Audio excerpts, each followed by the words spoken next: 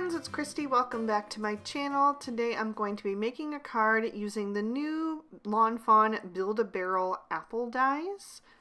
I'm going to pull out some different colored cardstocks to die cut my different elements from. I'm going to be using Barn Red, Cilantro, Speckled Eggshell, Craft, and Ground Coffee. So I'm going to die cut the apples out of the Barn Red. I'll do the stems of the apples out of the ground coffee, the leaves out of the cilantro, the barrel out of the craft, and then the framing out of the ground coffee as well. And then I'll also do some apples out of the speckled eggshell. So now that I have my little stems and leaves out, I'm going to attach those together. So I'm just using some liquid glue to lay down on the brown part of the leaf, and then I will pick up the cilantro part of the leaf with my Studio Katia embellishment wand and just place those right over top of the stem, so we have a nice green leaf on that brown stem. So I did a few of the larger ones and a few of the smaller ones. There's large and small of both the stems and the leaves, so I'm just making sure to match those up correctly. And then I want to add a little bit of color to these, so I'm going to grab some Mowed Lawn Distress Oxide ink and just add a little bit of color to the tip of each leaf so that it has a little bit of like a shadow on the edge. Not too much ink, just a little bit there, not pressing down very hard or putting too much ink on that ink blending tool, just adding enough color on there to still be able to see that cilantro cardstock, but just have a bit of extra definition on them.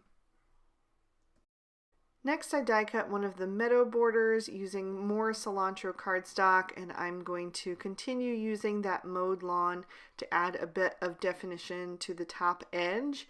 And I'm being really careful with those very skinny grasses and making sure to sweep up with my ink blending tool and not down toward me so that I don't bend those little fragile grasses, keep them nice and straight. So then I will set this panel aside, and I also die cut a piece of Noble Fir cardstock using one of the Simple Stitch hillside borders, and I'm going to darken that up using some Rustic Wilderness Distress Oxide ink. So I'm just going to bring that in from the top edge to give that a bit of extra definition as well. And then I'll set this piece aside and bring in all of my apples. So I wanted to add some distress ink to the apples as well. So I first started with the Mowed Lawn. It was a little bit too dark. It's fine, but I didn't want to add it to more of them. So I just picked a few little spots here and there. And then I'm going to lighten that up using some Twisted Citron. And because these are Distress Oxide inks, they're going to lay right over that colored cardstock. So it just gives me a little bit of like a green spot on those apples.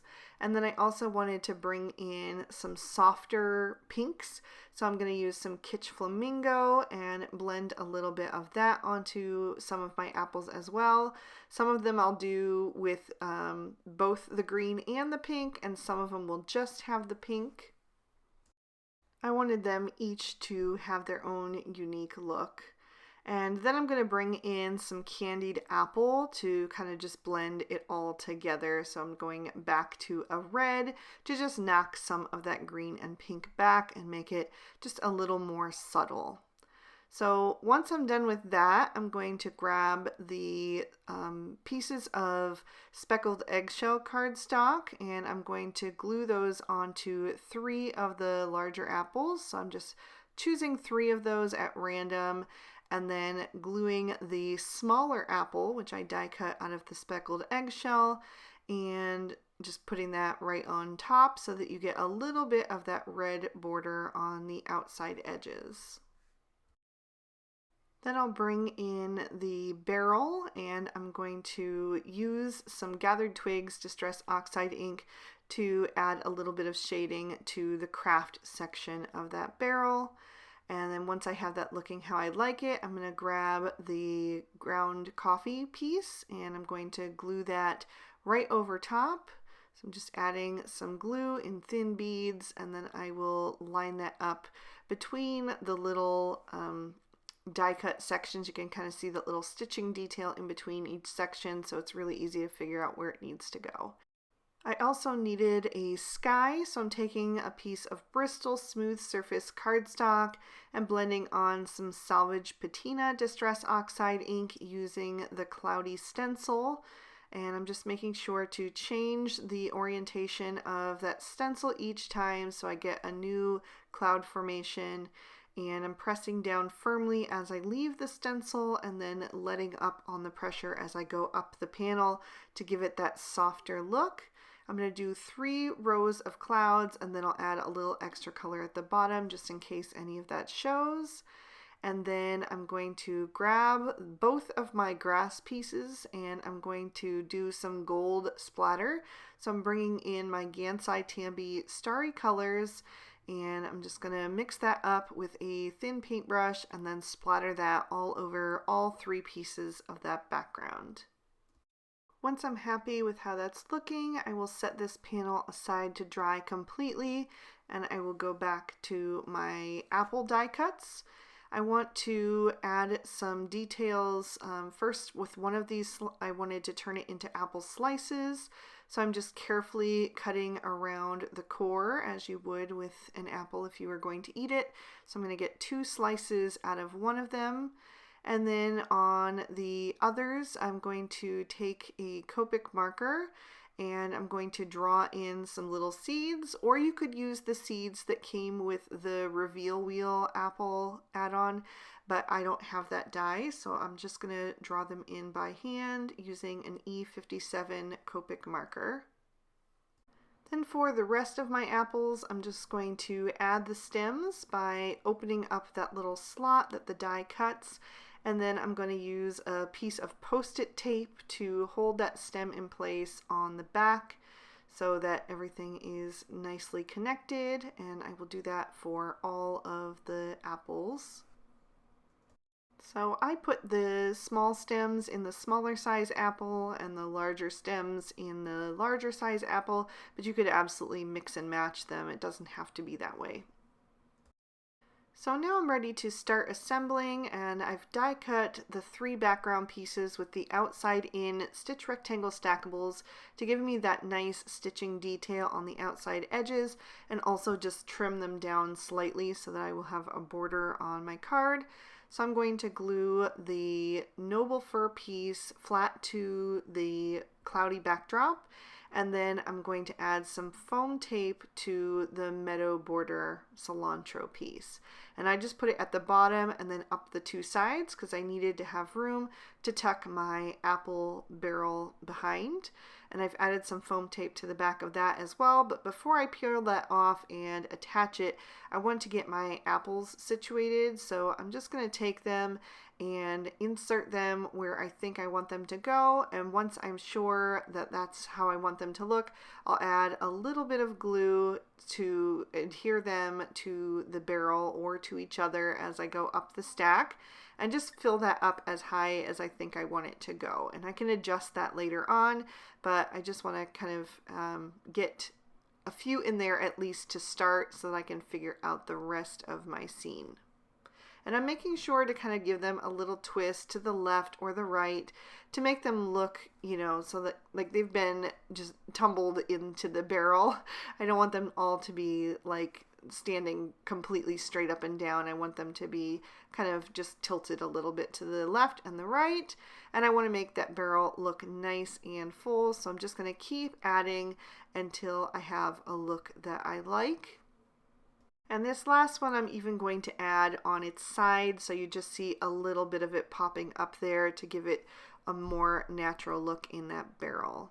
So once I have everything how I think I want it, at least for now, I'm going to add some more foam tape to the back of the apples so that everything is popped up and really well supported. And then I can peel off those release papers, and I'm going to tuck this whole barrel of apples down between those two grassy borders.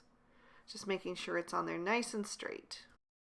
I also die cut a few extra leaves, so I'm just going to tuck those in here and there wherever I think that they will fill in some of the spaces and just create a little bit more separation between the apples.